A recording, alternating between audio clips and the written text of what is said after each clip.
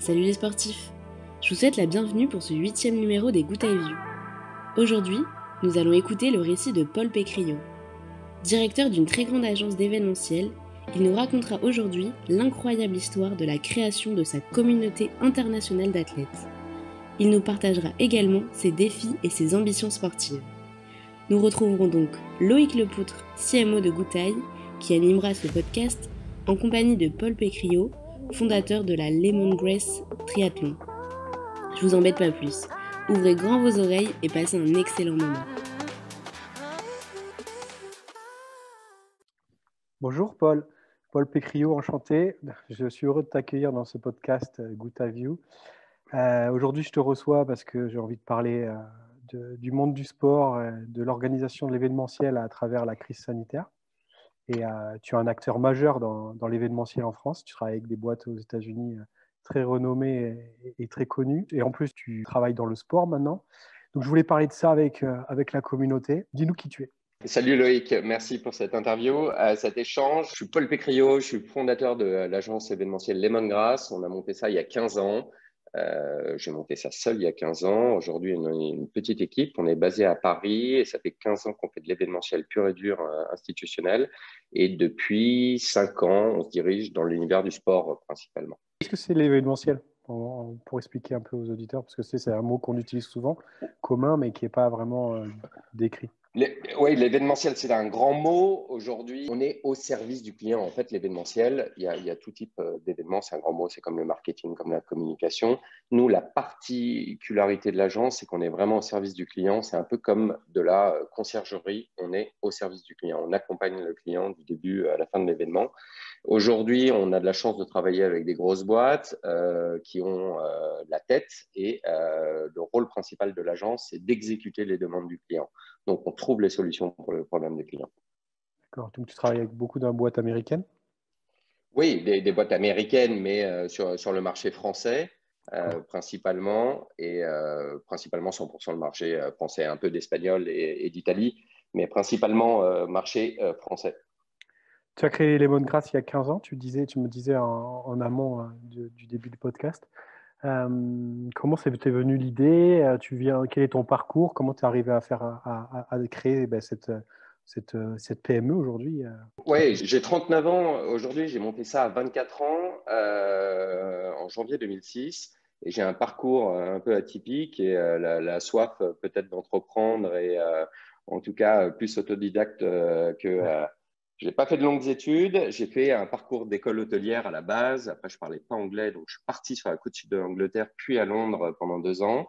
Et j'ai travaillé dans l'hôtellerie et en fait, je suis venu tout naturellement à l'événement à 24 ans en montant l'agence pour accompagner les clients, être au service du client. Et je pense que c'est un peu une continuité de l'hôtellerie, du service client. Et c'est notre grosse force aujourd'hui au sein de l'agence d'accompagner nos clients. D'accord. Paul, dis-moi, depuis 1 an, qu'est-ce qui a changé? Depuis 1 an, on a constaté tout simplement que tout pouvait s'arrêter du jour au lendemain. Donc, ce qui est très dur en tant que chef d'entreprise, c'est qu'on travaille beaucoup. Il y a on peut faire des très grosses années, des années un peu moins bonnes, et on peut jamais vraiment s'éclater, même financièrement, quand on commence à gagner un peu d'argent. Il faut toujours faire attention, avoir un certain fonds de roulement et faire des économies en interne dans sa propre société, tout simplement parce que tout peut s'arrêter. Et là, on a constaté ça au mois de mars dernier. Tout s'est arrêté du jour au lendemain. Et comme tous les Français, on sait tous, et même heureusement, c'est mondial aujourd'hui. Donc, c'est rassurant que ça soit mondial et que ça soit pas que la France et que, entre guillemets, les Parisiens touchés. Mais, pardon, je suis parisien et je reviens souvent sur le mot parisien, mais on a constaté qu'il y a eu un arrêt depuis le mois de mars total. Donc, il faut être hyper vigilant en étant chef d'entreprise, en se disant, OK, comment on avance, comment on gère sa trésor, Comment tu as comment géré on le gère début de ses crise équipes. alors? Comment tu as géré Début de crise, quand on ils a… ont dit tout le monde confiné, plus personne au travail? Dans ta tête, tu t'es dit tous mes trucs sont annulés, qu'est-ce que je vais Oui, faire? Qu'est-ce qui s'est passé? Quel mécanisme t'a permis de rebondir? Parce que finalement, tu t'es battu, et on va en reparler après. Comment s'est passé le début, là, au tout début? Est-ce que tu as eu un espèce de chape de plomb qui t'est tombé dessus et tu t'es retrouvé comme si tu avais pris un uppercut KO? ou tout de suite, tu as essayé de réagir? Parce qu'il y a eu différentes personnes qui ont réagi différemment. On n'a pas réagi, on n'a pas essayé de trouver des solutions dans les médias en disant, OK, comment on peut se réinventer, qu'est-ce qu'on peut faire pour pallier à ce manque sur le mois de mars. Sur la partie événementielle, nous, on a des événements on bosse dessus pendant un an et des événements de last minute, de la veille pour le lendemain. Et ça, on sait répondre pour nos clients. On ne s'est pas posé la question comment on va se réinventer, c'est à l'arrêt, qu'est-ce qui se passe? On a dû aller au bureau, on a dû gérer ce début de crise pour gérer tous les dossiers qui étaient en cours et qui étaient programmés sur l'année fin 2020 et même des événements de début 2021. Et donc, on a travaillé pour monter ces événements et là, on a dû retravailler pour annuler ces événements et gérer cette gestion de crise d'annulation d'événements, que ce soit avec nos clients, nos prestataires, nos fournisseurs. Et là, ça nous a demandé beaucoup de boulot. Donc, on était encore actifs. On ne s'est pas retrouvé du jour au lendemain à la maison. Et après, automatiquement, le chômage partiel a dû arriver auprès des équipes. Et là-dessus, on a été carré, on a joué le jeu avec les équipes. C'était chômage partiel. De toute façon, on n'avait plus de boulot. Donc, il n'y avait pas de raison de bosser un peu de la maison ou autre. Ça a été chômage partiel pour tout le monde, un peu du jour au lendemain. Après, on a eu quelques jours de réflexion en disant, OK, qu'est-ce qu'on va pouvoir faire? Mais on a eu quand même vraiment 2 semaines de travail intense pour gérer cette situation de crise en disant, OK, tous nos événements s'annulent, comment on va les reconduire? Est-ce qu'ils seront annulés définitivement? Ils vont être déplacés. Et aujourd'hui, un an après, il y a toujours des événements qui sont en report. Et j'ai des clients qui me demandent des reports d'événements en juin 2022. Donc là, ça nous effraie un peu plus. Donc c'est pour ça qu'on part maintenant dans l'organisation. On avance sur d'autres axes. Quels sont les axes sur lesquels vous essayez de vous développer alors? À l'agence, on est jeune. Ouais. Je suis le plus vieux en ayant 39 ans. On fait tous beaucoup de sport et on fait des Ironman, des triathlons longue distance et on a la chance d'être soutenu par Gutaï. Et donc, on est ravis d'avoir ces programmes d'entraînement au sein d'une communauté qu'on a pu monter au sein de l'agence, Lemongrass Triathlon Team, et ça, on reviendra. On fait beaucoup de sport, donc on s'est dit, OK, comment on va rentrer dans l'univers du sport? Moi, ça fait 5 ans que je fais des Ironman, un peu partout en France et à l'étranger.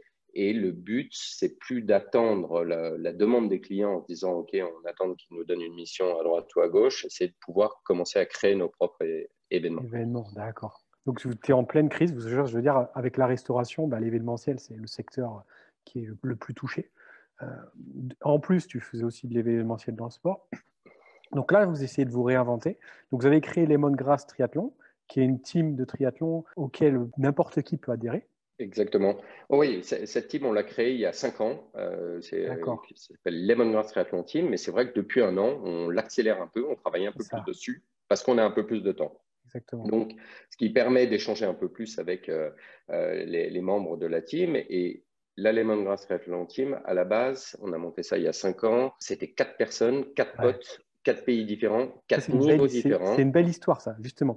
Vous avez créé ça avec entre amis, donc 4 amis, et vous habitiez pas du tout au même endroit, quoi. 4 pays différents. C'est incroyable, ça. Quand on m'a raconté cette histoire, j'ai trouvé ça fou. Oui, j'ai fait Antoine Clément qui fait partie de l'aventure de la team depuis le début, qui est un de mes amis très proches, et je l'ai vu faire un Ironman. Je ne savais pas ce que c'était qu'un Ironman, et j'ai eu la chance. Je lui ai dit, je vais en faire un avec toi. C'est fou ce que tu fais. Je vais en faire un l'année prochaine. On était au mois de mai, je crois. Et donc, j'avais un an pour m'entraîner pour faire un Ironman. Et coup de bol, j'ai eu la chance de croiser un des dirigeants d'Ironman. Je lui ai dit, je suis prêt, je m'entraîne pour faire un Ironman. Malheureusement, je n'ai pas de dossard. Et donc, je le ferai l'année prochaine. Je n'ai pas réussi d'avoir de dossard. Coup de bol, j'étais tombé sur la bonne personne qui m'a envoyé un dossard. Mais par contre, je m'étais gardé de lui dire que je ne m'étais pas entraîné et que je n'avais pas de vélo. Et on était à un mois de l'Ironman de Nice. Tu faisais du sport avant? J'ai toujours fait beaucoup de sport. J'étais en sport-études tennis petit. J'ai toujours fait beaucoup de sport. Dans les 15. J'étais pas très bon. Je touche un peu à tous les sports, mais je suis pas très bon dans tous les sports. En tout cas, quand je commence un sport, j'essaie d'aller jusqu'au bout. Que ce soit un match de tennis, j'abandonne pas. Et un Ironman, je vais jusqu'au bout, même si mes chronos sont pas très bons. Donc, on a décidé, j'ai eu la chance d'avoir ce dossard au bout un mois. J'ai dû aller m'équiper, acheter mon vélo, ma combi, j'y connaissais rien. C'était un peu une catastrophe. J'ai quand même pris le départ. J'ai terminé la course parce que l'objectif, c'est quand on commence quelque chose, c'est le terminer. Et j'ai mis 15 heures, un peu plus de 15 heures. Antoine Clément m'attendait sur la ligne d'arrivée. Et c'est vrai qu'on a passé, c'était un super moment. Et c'est à partir de ce moment-là, l'année d'après, on s'est dit, OK, on va monter une petite team, tout simplement parce que j'ai 2 de mes anciens colocs à Londres, un qui habite en Suisse maintenant et un qui habite en Italie. M'ont dit, putain, c'est fou ce que tu as fait, je veux faire la même chose que toi, on va faire un Ironman l'année prochaine. Je viens m'inscrire avec toi et je refais un Ironman. Donc, j'ai dû faire une deuxième fois l'Ironman de Nice. Quand j'ai su ça une semaine ou 10 jours après la course, en sachant que j'avais passé 15 heures sur la course, je me suis dit dans quoi tu t'aventures. Mais je pense que j'aime bien les défis et on a dit avec Antoine, j'ai rappelé Antoine tout de suite en disant OK, on monte une team, 4 potes, 4 pays différents, 4 niveaux différents. Et c'est marrant parce que Antoine ne connaissait pas Cédric et Cédric ne connaissait pas Mathieu et on était tous les 4 ensemble. On s'est retrouvés une semaine à Nice et on ne s'était pas vu de l'année. On ne s'est pas entraîné ensemble. On habitait chacun dans des pays différents. Antoine était à Paris, moi j'étais en Belgique à ce moment-là, Mathieu en Suisse et Cédric en Italie. Et on s'est retrouvés et maintenant on garde contact. Mais suite à ça, on a eu la chance d'être suivis par le Triathlète Magazine, un magazine papier. Ils nous ont suivis pendant 6 mois sur notre entraînement. D'accord. Et là, on a commencé à parler un peu de nous au fur et à mesure et on a décidé de monter continuer cette team et en créant une communauté d'athlètes. Ah, c'est super. Et vous êtes combien maintenant? On est une centaine. On pourrait être plus nombreux et on pourrait être moins nombreux. On est une centaine aujourd'hui. Il faut savoir que la team, c'est communautaire, c'est pas monétisé. Moi, j'ai un objectif aussi. Ma pensée sur la façon de faire des Ironman et des triathlons longue distance, c'est on ne peut pas être une team en disant OK, on bouffe que des graines. Non, on prend des burgers, on peut boire un verre de vin. On n'est pas buté triathlon. Et c'est surtout, j'ai constaté que c'est très dur de s'entraîner et de faire partie d'un club, dans un sens, en ayant des obligations. On n'est pas obligé d'aller au rendez-vous du club, mais souvent, c'est le rendez-vous du club, c'est le dimanche matin, on va faire une sortie de 4 heures de vélo. Moi, ma femme, si je lui dis tous les matins, je vais faire 4 heures de vélo avec mon club, il y a un des 4 matins, elle ne sera plus à la maison, elle sera partie parce que ça va la gonfler si je ne suis pas là le dimanche matin. Et tous les mecs de la team, en fait, tous ceux qui rejoignent la team, c'est communautaire. Il y a des mecs qui ont déjà fait des Ironman et qui vont se qualifier à Hawaï et des mecs qui ils n'ont jamais fait d'Ironman, mais ils veulent en faire un. Et on essaye de les accompagner, leur donner des conseils. Et au lieu de s'inscrire à une première course où ils vont être tout seuls sur une ligne de départ, c'est sympa. On communique, on a une page Facebook interne juste pour les membres et on communique entre nous en disant OK, il y a Gauthier, c'est son premier Ironman, il veut le faire à Nice. Il y a déjà 10 mecs de la team qui se sont inscrits à Nice. Donc, c'est l'occasion de se retrouver et qu'ils ne soient pas seuls. Et vraiment, on doit avoir ne pas manger que des graines et avoir vie de famille et vie professionnelle. Et le triathlon, c'est une passion, c'est autre chose. On ne rentre pas dans la team pour avoir des cadeaux ou des gratuités sur les produits parce qu'on a la chance d'avoir une quinzaine de partenaires qui nous suivent et là, on est vachement accompagné là-dessus. Et en fait, les membres aujourd'hui bénéficient de réductions chez nos partenaires pour s'équiper. Tu sais que vous avez un de nos coachs qui adhère chez toi? Oui, au Luxembourg, je crois. Ouais, c'est ça, Loïc. Au Luxembourg, Loïc, Loïc est fidèle depuis le début. Et c'est marrant parce que c'est tout à fait ça, en fait, l'esprit de la team. Il n'y a pas d'obligation. Si un membre veut être en même temps dans un club ou faire partie d'une autre aventure en même temps, nous, on a juste un engagement communiqué auprès de nos partenaires. C'est-à-dire, on a la chance d'avoir Compress Sport qui nous suit. Compress Sport nous accompagne depuis le début de l'aventure de la team. Et je n'ai pas envie que un membre porte une tenue, par exemple, Zérode et fasse un hashtag ou une com en disant OK, cool, j'ai fait ma course et je suis en tenue Zérode. Non, on doit communiquer sur nos.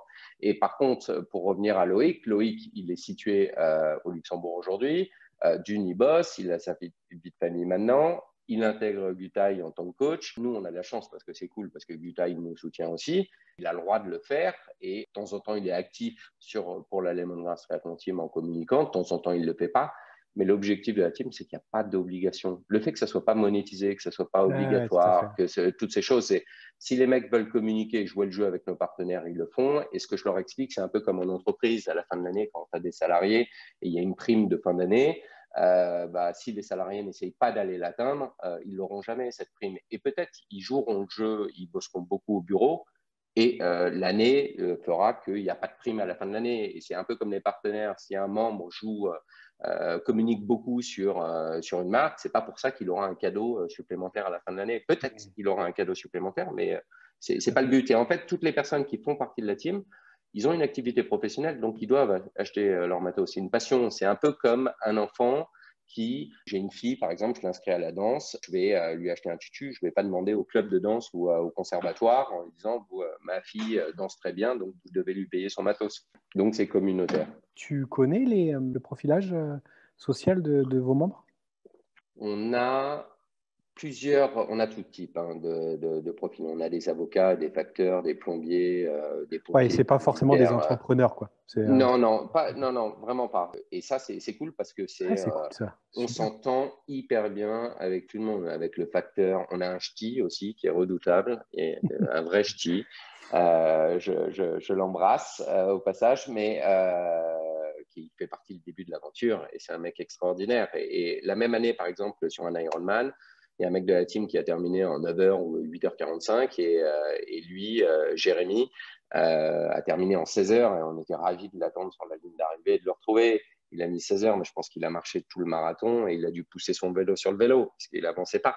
Mais on s'en fiche, on ne cherche pas spécialement le chrono, on passe un bon moment. Et par exemple, c'est hyper humble, c'est simple. Il n'y a pas de je suis avocat et je suis facteur. Il y a un mec qui a voulu rejoindre la team à un moment, Thomas, avec qui on s'entend très bien et on est très proches. Il m'a dit, je travaille dans un hôpital. Moi, je me suis dit, le mec, il est brancardier, il fait du triathlon. Non, c'est un des pontes en chirurgie plastique et hyper sympa avec tout le monde. Et ce genre de mec juste brillant, il fait partie de l'aventure aussi. Il aide d'autres mecs de la team et il y a d'autres mecs de la team qui l'aident aussi. Donc, il n'y a pas de compète. Et en fait, après, on n'est pas obligé d'être les meilleurs potes du monde, loin de là, mais souvent, quand on fait un premier Ironman ou un triathlon ou un 10 km, on a sa femme, des copains ou son mari qui vient au bord de la course, qui nous accompagne. Mais à partir du moment, pour ceux qui connaissent le triathlon ou ne connaissent pas, c'est quand on rentre le matin de la course sur le parc à vélo, préparer son vélo avant de se mettre en combinaison et de prendre le départ, c'est les accompagnants ne peuvent pas venir sur le parc à vélo. Donc, quand on fait sa première course sur un Ironman, on dit au revoir à sa femme et ses enfants, ou ses copains, ou son mari, et on rentre dans le parc à vélo, et là, on flippe. Pourtant, on a tout préparé, les mecs, ils se sont entraînés pendant 6 mois, ils savent exactement quel sac ils doivent mettre quoi, comment mettre leur gel, comment gonfler leurs pneus avant la course. Et le fait d'avoir 100 mecs partout en France et à l'étranger, quand on se retrouve sur une course, il y a toujours un mec de la team. Et il y a souvent des mecs de la team qui se retrouvent et qui ne se connaissaient pas, mais ils savent qu'ils font partie de la même aventure. Donc, ils se tapent dans le dos, ils s'encouragent. Et ça, après, qu'on soit facteur ou avocat, c'est la même. C'est beau. Vous cassez les barrières sociales, en fait. D'une, on les casse et on a un objectif, c'est prendre du plaisir et de se rassembler. Et par contre, oui, on ne se retrouve pas de temps en temps, les Parisiens ou les sudistes ou les mecs de Genève se retrouvent entre eux et vont faire une sortie vélo. Et là, je sais que dimanche prochain, par exemple, il y a une sortie pour les Parisiens. Il y a un petit groupe qui s'est créé en disant, OK, qui vient rouler? Et il n'y a pas d'obligation, c'est oui, non. Pour adhérer à la communauté, comment ça se passe? On n'a pas monté encore de club affilié à la Fédération de triathlon parce qu'on ne veut pas avoir de complications aujourd'hui et d'obligations. Et aussi, le côté, si on commence à monétiser cette course et être affilié à une fédé, donc la fédé de triathlon, tout simplement, on va devoir acheter, nous, en tant qu'association, la licence auprès de la fédé et la revendre à nos membres.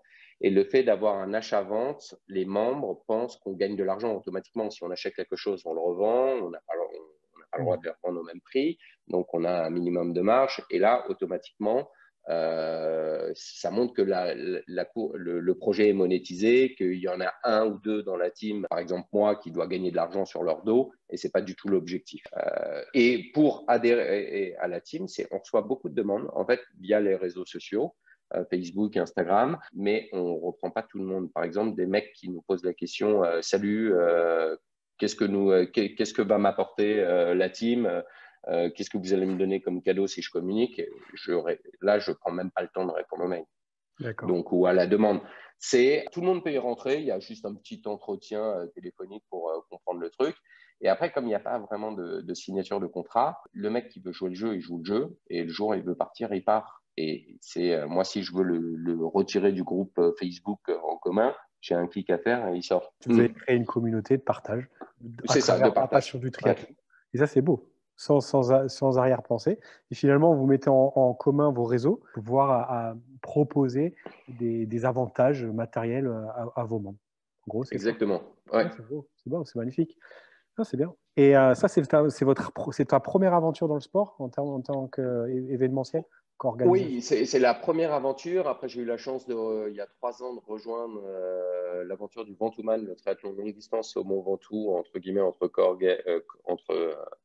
entre guillemets, co-organisateur de la course Ah oui, avec le d'accord. président. Ok. Et donc, je les ai accompagnés 1 an, une deuxième année. Et après, là, maintenant, ça a été repris par une belle boîte Extra Sport. Mais le président, Charles Bousseau, reste toujours à la tête du Ventouman. C'est lui qui l'a créé et qui était président de cette association. C'était en association.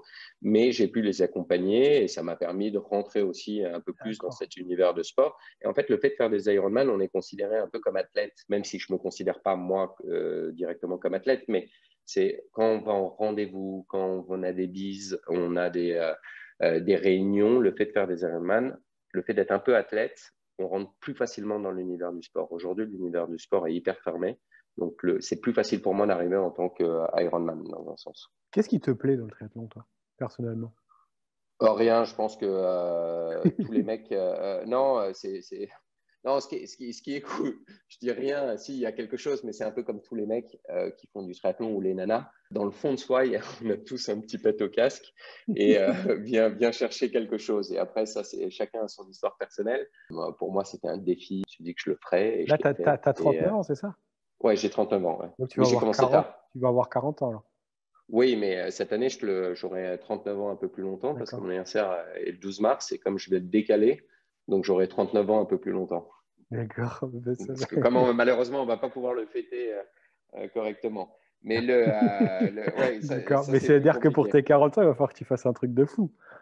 Ouais, c'est prévu. Et là, on a 2 projets parce qu'on Ben, vient de vas-y. parler de Allez. la Lemongrass Triathlon Team et mes 40 ans, je le ferai sûrement le jour sur un événement qu'on organise et qu'on produit. Donc, on a parlé de la Lemongrass Triathlon Team, du Ventouman en tant qu'organisateur et on a créé il y a 4 ans.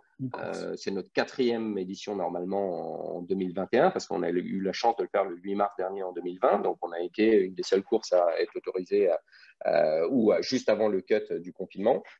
Et on a décidé de créer une course il y a 3 ans, les 10 km des étoiles, une course à pied à Paris, un 10 km. Et on s'est dit, OK, il y a plein de courses à Paris, il y en a tous les week-ends. Paris en France, je crois qu'il y a des milliers de courses par week-end. Et donc, on a dû trouver une idée. Et moi, là, je suis revenu un peu sur mon parcours hôtelier, début d'études et parcours hôtelier avant de monter Lemongrass, qui est l'hôtellerie et la restauration. Et j'ai constaté qu'en fait, dans les hôtels et dans les restaurants, il y a très peu de team building. Et en fait, nous, en événementiel, on organise en plus des séminaires, des team building, des lancements de produits, des conférences de presse, des inaugurations.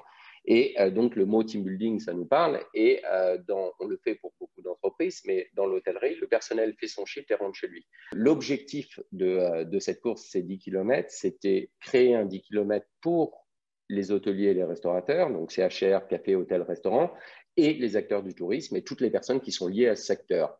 Cette année, pour notre 4e édition, on l'a décalé au 30 mai, en espérant qu'on croise les doigts pour que ça ait bien lieu le 30 mai.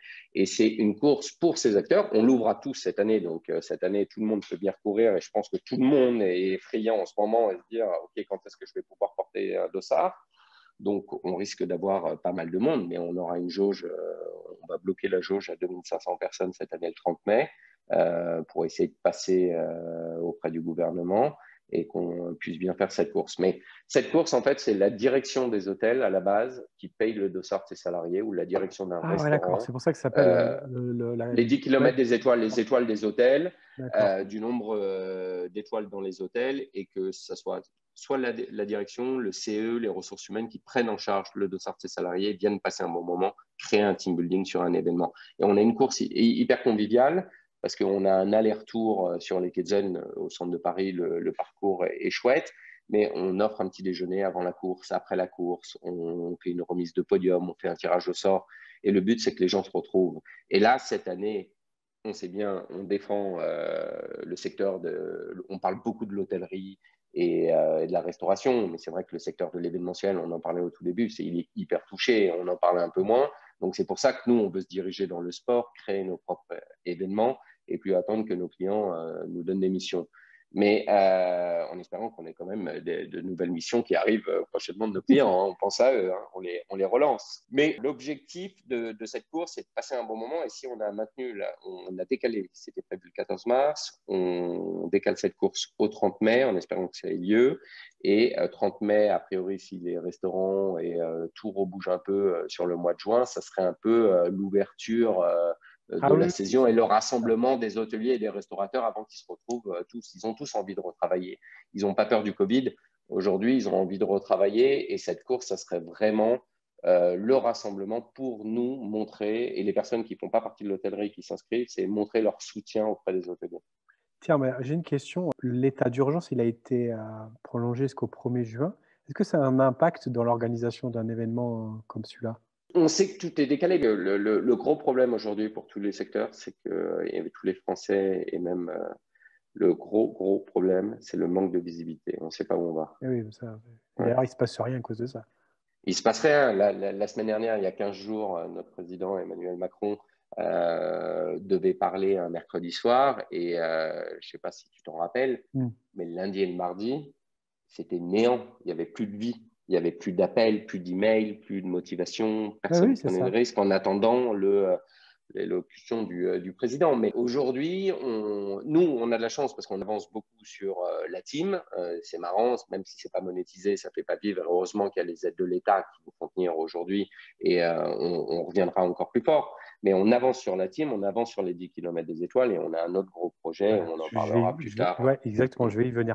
Non, mais c'était par rapport à l'organisation, tu sais, parce que là, il y a beaucoup de gens qui essayent, beaucoup d'athlètes qui se demandent si leurs courses vont avoir lieu ou pas lieu. Toi qui es dedans en tant qu'organisateur, est-ce qu'aujourd'hui, on vous met des barrières du fait du Covid? Quelles sont-elles? J'ai entendu parler qu'en fait, les barrières, souvent, c'était pas une question d'organisation pour les athlètes qui courent, mais plutôt pour le public qui vient voir les athlètes. Donc, du coup, la masse est tellement importante qu'on ne peut plus gérer les distanciations.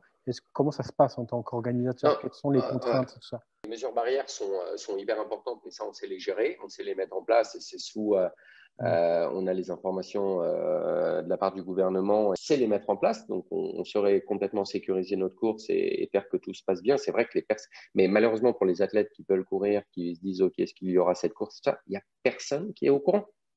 Personne est au courant de savoir si la course du 30 mai ou de septembre ou… donc, même vous, en tant qu'organisateur, vous n'avez pas d'informations? Oui, mais notre force, c'est que on a voulu maintenir le 14 mars. Bon, c'était un peu… on a pris le risque sans trop y penser, mais on voulait y croire parce que ça nous permet aussi de motiver les équipes, montrer qu'on n'est pas mort. Et de toute façon, tout ça va reprendre un jour ou l'autre. Donc, il faut être patient. Il faut se dire, OK, c'est vrai, il faut mieux faire un peu d'économie et se dire, OK, on est patient, c'est difficile. Et on va retrouver, l'activité, elle va reprendre. On ne peut pas rester comme ça. Après, il y a plein de personnes qui disent, il faut se réinventer, il faut faire des choses, il faut faire ceci. Mais soyons patients. Parce que de toute façon, on ne peut rien faire de plus parce que personne n'est au courant. Ouais, et la perspective à court terme ou voire à long terme de se dire de toute façon, ça va redevenir normal. Et peu importe quand c'est. Euro-million, Euro-million, ce soir, 200 millions. Voilà.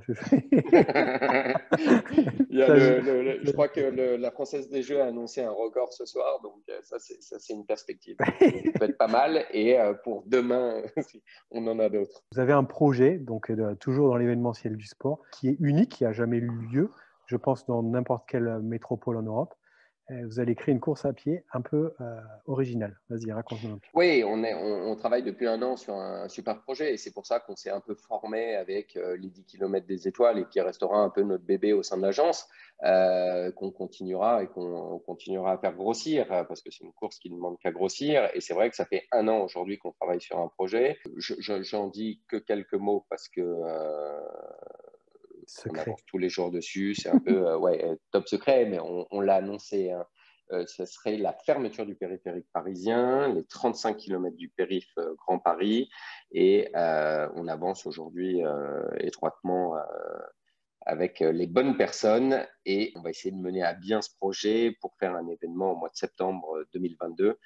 Mais c'est un événement en même temps course à pied, vélo, amis, famille, gratuit pour les enfants de moins de 12 ans. c'est que pour que les riverains aillent à la rencontre du périphérique piétonné sur une journée, et ce serait pendant la semaine mondiale de Paris sans voiture. Et c'est un super projet parce qu'on travaille avec les 21 villes voisinantes à Paris. Et l'objectif, c'est d'avoir des animations à offrir à tous les riverains, que ce soit, entre guillemets, banlieue et Paris, des animations pour tous les riverains sur le périphérique, en plus d'une course vélo, en plus d'une course à pied. Donc, il y aura plein c'est toute des la journée, sas. alors. Oui, c'est toute une journée, en plus d'avoir des sas de départ différents en vélo, par exemple. Vélo de course, après VTT, VTC, vélo électrique et bien sûr des C'est un Vélib'. Et en super fait, événement, ça. il y a un gros projet derrière. Ça fait 1 an, on a monté une équipe et aujourd'hui, on n'est pas démoralisé dans un sens. L'événementiel est un peu chaos, mais il faut aller de l'avant, montrer qu'on a de l'ambition et qu'on veut progresser. Et il ne faut pas se laisser aller. Et en fait, c'est ce qu'on aime aussi avec le sport, tout ce qui est Jeux Olympiques, Paralympiques, c'est des choses qui nous boostent et qui nous animent tous les jours. Et on a envie de monter ce gros projet et on fait tout pour le mener à bien et on fera tout pour qu'il soit mené à bien. En plus, il va y avoir un phénomène de libération, tu vois, au moment où tout va être fini, qui va forcément amener ce genre de projet à la réussite. Tu vois. Oui, bien sûr, et c'est une course unique, hein, emblématique. Ah. Le périphérique, c'est la voie la plus empruntée d'Europe, ça n'a jamais été fermé. Il y a un gros challenge derrière, mais aujourd'hui, j'en dis pas plus, mais on avance. Mais, ouais. Le teaser est bon, bravo, bravo Paul. Et je reviens au début de notre conversation, toi en tant qu'entrepreneur, quel lien tu fais avec le sport d'ultra-endurance, avec le monde de l'entreprise? Qu'est-ce que ça t'apporte? Quel équilibre tu y trouves dans l'un et dans l'autre? Ouais, c'est primordial. En tout cas, pour moi, et on le constate, de plus en plus d'entreprises font appel à des coachs dans leur entreprise, font des sessions running à l'extérieur, utilisent des canaux comme le vôtre, Gutai, des programmes d'entraînement. Et non, le sport est primordial pour moi. Le bien-être, si on est bien dans ses pompes, on est bien au bureau, on est bien à la maison. Si tu es entrepreneur aujourd'hui, c'est que tu as un état d'esprit De gagne, de dans un gagne, sens. mais Ouais. aussi tu as des idées qui fusent tous les jours. Parce que, enfin, je veux dire, tout entrepreneur, puis ça fait 15 ans que tu fais ta boîte, donc c'est-à-dire que tout le temps, tu as des idées. Est-ce que le sport te permet de centraliser ces idées au moment où tu pratiques le sport? Tu vois, tout à l'heure, tu t'es coupé tu t'es évadé. Ça, c'est typique des personnes qui font ce qu'on appelle de la méditation. Merci. J'étais parti sur un autre projet, là. Voilà. Tout d'un coup, j'avais une pensée. Mais c'est vrai que le sport m'aide beaucoup parce que le sport, c'est pour le bien-être, pour se sentir bien dans son corps. Parce que quand on est bien dans son corps, après nos rendez-vous passent plus. Tout est plus facile. Mais en tout cas, moi, je me sens beaucoup mieux en faisant du sport. Mais si je vais courir en plein après, et c'est pour ça qu'aussi la team, pour revenir sur la team, le fait de pas être club et avoir des obligations de sortie, peut-être juste après notre call, moi, je vais prendre mes chaussures de running et je vais aller courir 1 heure. Et pourtant, il sera à 15 ou 16 heures et en plein après-midi parce que je ne peux pas le faire ce soir, parce que je ne pourrais pas le faire, je n'ai pas pu le faire ce matin. Et je fais beaucoup de sport et je cogite beaucoup quand je fais du sport. J'ai toujours mon téléphone avec moi et j'ai mes petites notes si jamais je dois noter quelque chose. Comme je ne suis pas très rapide, que ce soit en vélo ou en course à pied, j'ai le temps de pas mal quand je fais du sport, mais je me sens Voilà, bien. c'est Et ça. c'est vrai que de temps en temps, quand je vais faire une séance un peu plus costaud, un peu plus rapide, un peu plus préparée, avec des amis ou des personnes du bureau, là, je débranche un peu et je rentre un peu dans mon entraînement ou dans ma course. Mais même par exemple, un Ironman à Nice en 15 heures, j'ai le temps de refaire un peu le monde, hein. Et oui, justement, bah voilà, généralement, c'est dans ces événements-là. Quand tu arrives, comme tu dis, tu n'as pas envie de refaire. Mais pourtant, avec le recul, tu t'aperçois que ça t'a apporté beaucoup de choses. Et notamment, bah voilà, le fait d'avoir refait le monde et de s'être recentré sur soi-même, d'avoir pris du recul sur sa vie. Et généralement, tu gagnes un step, quoi. Tu montes d'un barreau sur l'échelle et tu vois les choses différemment. Tu as connu ça quand tu as fait tes Ironman? Ah oui, mais complètement, complètement. Et c'est ça qui est beau dans ce. Par rapport à ta vision avec les États-Unis, est-ce que tu peux m'expliquer un petit peu comment ça se passe aux États-Unis aujourd'hui, comment est vécue la crise et comment vit le sport aux États-Unis?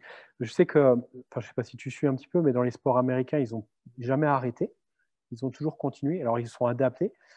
Est-ce que les boîtes pour lesquelles tu travailles, est-ce qu'ils ont essayé de continuer, est-ce qu'ils ont continué à garder un lien social entre les employés des sociétés via le sport ou alors vraiment c'est parti complètement à l'isolation complète? Je pense que c'est à l'isolation complète. On ne connaît pas bien le marché américain. On bosse avec des boîtes américaines, mais on est sur le marché français. Et tant que ça n'aura pas repris en entier aux États-Unis, ça ne reprendra pas en France. Mais non, les boîtes qui offrent des sessions de coaching, du sport, toutes ces choses, mais il n'y a pas d'événements pur et dur. Aujourd'hui, ces grosses boîtes, par exemple les GAFA, sont tous en télétravail et ils gagnent encore plus d'argent sans faire d'événements ou autre.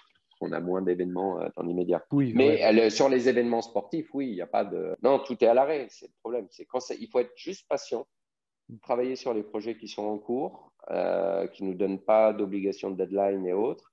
Et on reste positif au bureau et ça permet de prendre un peu plus de temps pour aller courir 1 heure de plus dans la journée, continuer à motiver les équipes. Malheureusement, on n'a pas pu garder tout le monde au sein de l'agence. On espère les retrouver quand tout reprendra. Il y a 1 an, tu ne pensais pas à ce qui allait se passer. Tu te rappelles où tu étais il y a 1 an, jour pour jour? Il y a 1 an, jour pour jour, le week-end du 8 mars, on faisait les 10 km des étoiles, donc le dimanche. Et à 15 heures, il y a eu l'annonce du gouvernement Ah en oui, c'était le même annonçant. week-end. Ah, le même jour, ouais, à Ah 15 heures. Il y ouais. a eu l'annonce en disant pas d'événement en dessous de 1000 personnes. Et après, nous, on a eu l'après-événement. Et quand tu montes un bel événement, tu penses que l'événement il est terminé, mais nous, on a pas mal de boulot derrière. Donc, on a eu une semaine à gérer le post-événement. Et après, il y a eu l'annonce vers le 11 ou 12 mars du confinement général. Ah ouais. Et, oui. Et donc, du coup, Donc, nous, on ouais. était dans le jus. Ah ouais, tu On étais dans était le dans jus le à ce jus, moment. on était dans l'action. Il y a eu ce confinement. Et comme je te dis tout à l'heure, on a géré pendant 15 jours au bureau les D'accord. annulations et les reports. Ouais, Mais ouais. Mais je veux dire, donc il y a 1 an, tu ne pensais pas vivre cette année-là. Euh, non, et le gros problème, je reviens sur le mot visibilité, c'est OK, il y a eu X semaines de confinement général, après ça s'est radouci, après il y a eu des écoles, les ceci, les cela, mais sans visibilité. Moi, franchement, entre toi et moi, si on m'avait dit ça dure 1 an, j'ai une petite fille qui va avoir 3 ans ce week-end, je ne serais pas parti, mais je serais parti faire autre chose pendant 1 an. C'était un peu long, hein, les allers-retours. C'est vrai que c'est compliqué entre la garde d'enfants, mais ça a été le même souci pour tous les Français et pour tout le monde. Donc, moi, je ne suis pas le premier à me plaindre. J'avais la chance d'aller quand même au bureau. On a pu profiter de notre fille et de gérer les deux. Mais je pense qu'on n'est pas fait pour vivre l'un sur l'autre aussi. Donc, j'allais au bureau le matin, je m'occupais de ma fille, et j'étais ravi de m'occuper de ma fille l'après-midi. Et ça a fait aussi une bonne nouvelle parce que la deuxième arrive dans un mois. Donc, Bravo, pour nous, ça félicitations. a servi, c'était assez chouette. Et oui, Paul, toutes ces questions, pour te poser une des dernières questions, c'est après une année 2020 compliquée, 2021 qui débute peut-être pas sur les meilleurs auspices, quels sont tes projets? Qu'est-ce que tu souhaites à ta communauté? Qu'est-ce que tu souhaites à ceux qui nous ont écoutés pour la suite de l'année et puis surtout pour 2022? Oui, on sait que 2020 a été très dur. On a annoncé 2021 un peu comme une année blanche et ça risque d'être le cas en espérant une reprise un peu au mois de septembre, mais je pense qu'on repartira sur en janvier 2022. Il faut être patient, tout simplement être patient et essayer de profiter un maximum des siens pour ceux qui sont en télétravail. Et si on a le gouvernement qui continue à nous donner un coup de main et heureusement qu'ils sont là pour nous soutenir, il faut s'accrocher et tout reprendra normalement. Faites du sport. Et... J'avais une dernière question. Faites du sport, ça c'est une bonne Mm. règle. Soyez heureux. Et puis moi, ce que je vais rajouter, pour ceux qui m'écoutent, j'ai envoyé un mail il y a une semaine à peu près à tous les utilisateurs de Goutai, une lettre de motivation. Gardez les perspectives futures en tête. N'oubliez pas que tout ce qu'on vit aura une fin et qu'on va pouvoir rebondir, continuer, que ce sera un mauvais souvenir. Et c'est ces perspectives-là qu'il faut garder à l'esprit pour continuer à vivre et profiter de la vie et pas se morfondre de l'instant qui est difficile. Exactement. Ouais, Ma être dernière patient. question, Paul, c'est les JO 2024 à Paris. Qu'est-ce que tu en penses? Est-ce que c'est une opportunité pour la France en tant que Parisien, comment tu vis l'événement? Oui, bien sûr, c'est une opportunité pour la France, les JO d'été tous les 4 ans. C'est une chance folle pour la France, pour Paris, pour tout le monde. Et quand on est sportif, les Jeux Olympiques, c'est juste le Graal, donc c'est la plus belle compétition du monde. Donc, ravi de pouvoir les accueillir à Paris en 2024. Et j'espère d'ici là, d'ici 2024, essayer de travailler un peu avec le comité de direction des Jeux Olympiques et Paralympiques. Ça Ouais, serait un souhait, en tout cas, pour l'agence. Si jamais un jour on peut donner un coup de main et faire partie, pas des équipes directement, mais vivre cette aventure, en tout cas, hâte d'être en 2024. Mais je pense qu'il y a des événements qui seront montés en amont et on a hâte d'accueillir à Paris, en tout cas en tant que Parisien, les Jeux Olympiques et Paralympiques. et vu vos ambitions et les idées que vous avez, j'ai aucun doute que ça arrivera. Ouais, c'est sympa. Paul Merci Loïc. Pécriot, merci. À très vite. Merci Loïc. À très vite. Salut.